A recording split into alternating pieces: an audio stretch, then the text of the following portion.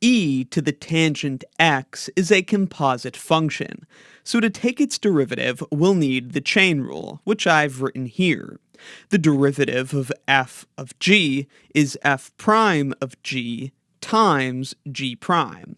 So we need to identify our f, the outside function, and our g, the inside function. In this case, it's clear that tangent is inside the exponential function, and so that's g.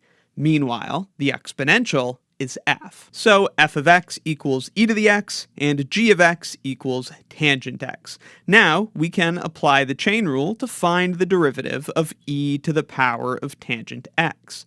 We need to begin with f prime, the derivative of the outside function, and leave that g of x, the inside function, unchanged. F is e to the x, and the derivative of e to the x is just e to the x. So we just have e to the, don't change the inside function. We got to leave it as tangent x. But then we multiply by g prime, the derivative of that inside function. The inside function is tan x, and the derivative of tangent of x is secant squared x. And that's how to find the derivative of e to the tangent x. In general, the derivative of e to the power of some function u is just e to the u times the derivative of u by the chain rule. Let me know in the comments if you have any questions, and be sure to check out my Calculus 1 course and Calculus 1 exercises playlists in the description for more. Thanks for watching.